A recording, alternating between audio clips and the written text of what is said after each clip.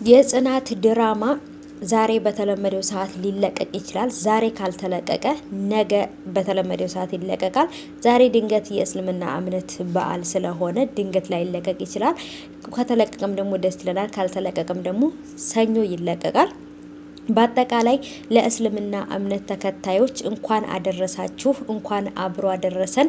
አላህ ሱብሓነሁ ወተዓላ ለአመቱ ደግሞ በሰላም በፍቅር ያድርሰን እያልኩኝ ወደ መጣሁበት ቪዲዮ እሄዳለሁ ማለት ነው።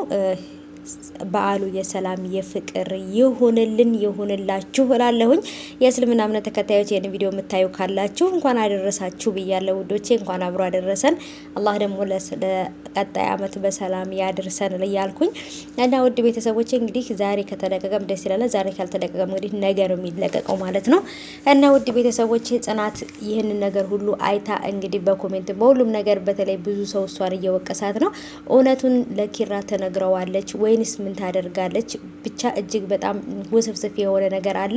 በዛም ላይ ደግሞ ሀሴት በጣም መልካምና ቀና ልጅ ስለሆነች ይህንን ነገር ብታቅ፣ በመሀላቸው ያለውን ፍቅር ብታቅ ታበረታታቸዋለች ወይንም ደግሞ አብረው እንዲሆኑ ትደግፋቸዋለች እንጂ እሷ በመሀል ገብታ ታለያያቸዋለች ብዬ አላስብም። ምክንያቱም በጣም በእውቀት ያደገች ልጅ ስለሆነች መሆንን ያለበትንና መሆን የሌለበትን ነገር በደንብ አድርጋ ታውቃለች ማለት ነው።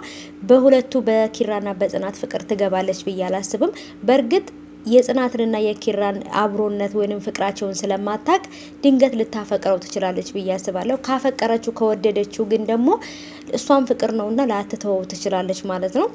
የኪራም አባት ደግሞ ታውቃላችሁ የሚፈልገው ሀሴትና እሷ አንድ ላይ እንዲሆኑ ስለሆነ ይሄ ነገር ትንሽ ክፍተት ሊፈጥር ይችላል ማለት ነው በጽናትና በኪራ መሀል። ይሄን ነገር ደግሞ ማሸነፍ የምትችለው እውነቱን በመናገር ነው ማለት ነው።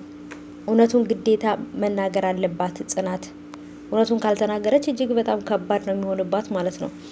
እና ወዶቼ እናንተስ የእናንተን ሀሳብ ምን ትላላችሁ? በአሁኑ በሚለቀቀው ክፍል ጽናት ለኪራ እውነቱን ትነግረዋለች ወይንስ አትነግረውም? ምንድን ነው ሀሳባችሁ? ግምታችሁን ኮሜንት ላይ አስቀምጡልኝ። በዚህኛው ክፍል በጣም ብዙ አወዛጋቢ ነገሮች ተፈጥረዋል። እሱ ምንድን ነው አልነግራችሁም። ቪዲዮውንም እስከ መጨረሻው ድረስ ተከታተሉት። ማወቅ ከፈለጋችሁ እንግዲህ ሙሉ ቪዲዮ ሲለቀቅ ታውቃላችሁ ማለት ነው። ትንሽ አወዛጋቢ ነገሮች በጽናትም በኪራም በሁሉም በሀሴትም ተፈጥሯል።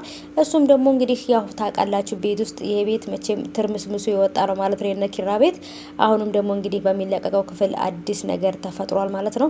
እሱንም ደግሞ ስታዩት ወይ ትደሰታላችሁ ወይ ትከፋላችሁ ማለት ነው። እሱ እንደ እይታችሁ ነው የሚወስነው ማለት ነው ውዶቼ። እስከዛ ድረስ ግን ቻናሌን ሰብስክራይብ እያደረጋችሁ ቤተሰቡ ነው ማለት ነው። አዳዲስ የሚለቀው ቪዲዮ እንዲደርሳችሁ ለቻናሌ ቤተሰቡ ነው ማለት ነው። በቀጣይ የሚለቀቀው ቪዲዮ ደግሞ በተለይ እኔ እንጃ ይሄ ነው ብዬ ልነግራችሁ አልችልም። ትንሽ አወዘጋጋቢ ነገሮች ተፈጥረዋል ማለት ነው። እሱንም ደግሞ ቻናሉ ላይ ሙሉ ቪዲዮ ሲለቀቅ በደንብ ታያላችሁ። እኔ ኦሬዲ አስተያየት ብቻ ነው የምሰጥበት።